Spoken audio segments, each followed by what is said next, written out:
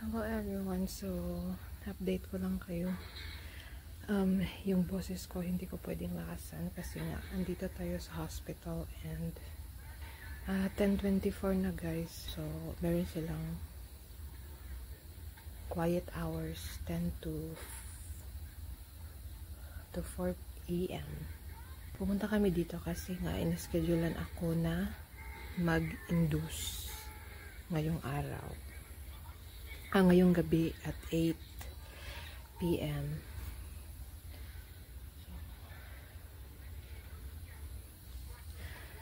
Ay kaso, pagpunta namin dito, meron ako mga contractions pero very light lang. And then, nung chinek nila yung cervix ko, mga 2 cm. Mga 2 cm pa daw guys. Meron na nga akong ano guys, oh. Yan. Akala ko ngayong gabi talaga ako manganganak, but then nag-decide sila na i-monitor muna ako at saka i-induce na nila ako pag sa very early morning, mga 5 AM. Grabe kaba ko kanina guys, pero ngayon parang hinahanap ko yung contraction. Mag-contract ka naman please. Kasi gusto ko na may progress. It's been a week na guys na pabalik-balik kami dito sa hospital kasi false labor lang pala. Gusto ko na makita si baby. Gusto na namin makita ni hubby.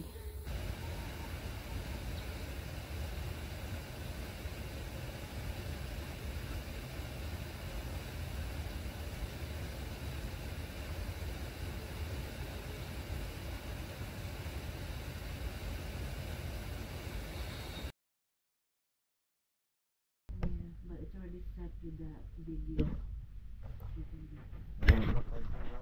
Yeah, that's as soon as you open it.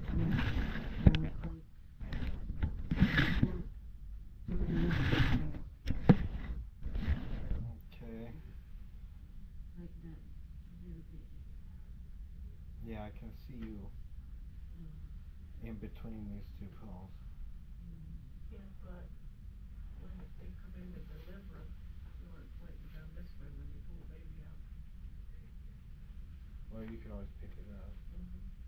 No, don't look.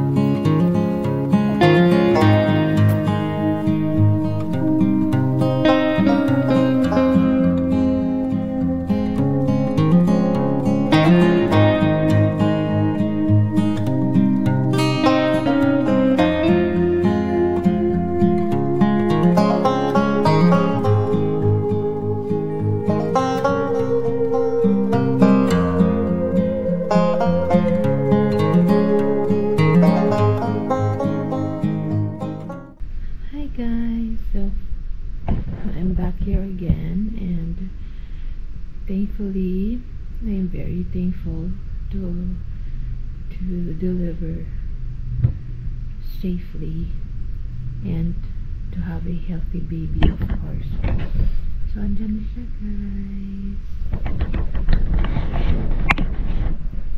This is a baby girl named Freya.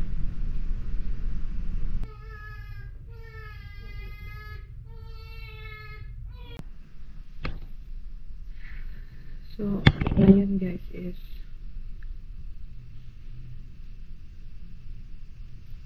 Tuesday, January 14.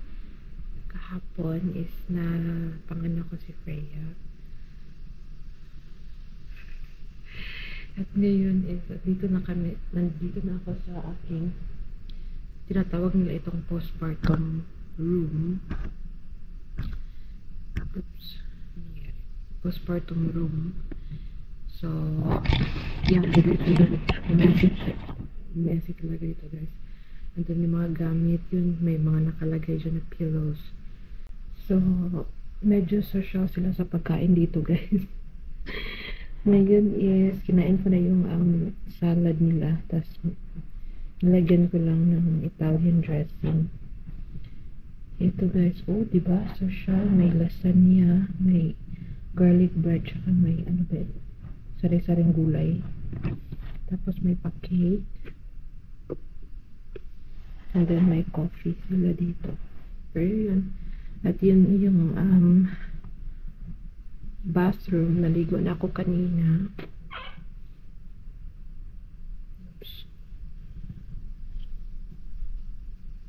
So yan yung ano nila guys. Yun yung mga pads. Tsaka may mesh sila dyan. So, para siyang ano guys, yung disposable na shorts. Tapos may mga napkins, of course.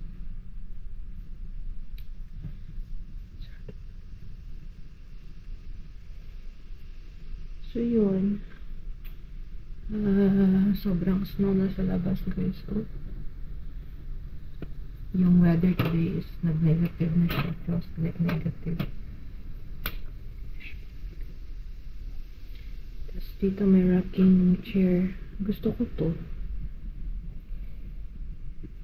And then, dito, I think pwede siyang mahigaan, pero, yan. Si Eric pala guys is nag-work siya. Pupunta lang siya dito mamaya. Mag-spend siya ng 1 hour. Tapos, doon na siya matutulog sa bahay kasi mag-work pa siya. Ewan ko ba kasi sabi nila is magdi-discharge daw kami tomorrow. At sabi ni Eric is hindi daw siya magtatrabaho if i-discharge na kami tomorrow.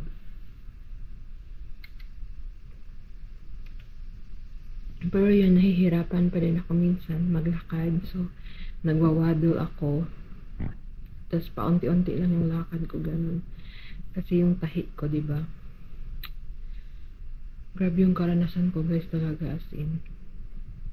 I-share ko yan talaga sa inyo kung anong pangyayari. If you only knew. Kasi hindi naman kasi pwede na kasi nga privacy daw. Nakahanda pa naman yung camera doon sa gilid. Hindi ito yung room na guys, nanganak ako. Diyos ko. Ang kalat. Ang maganda dito guys is kahit wala kayong dalang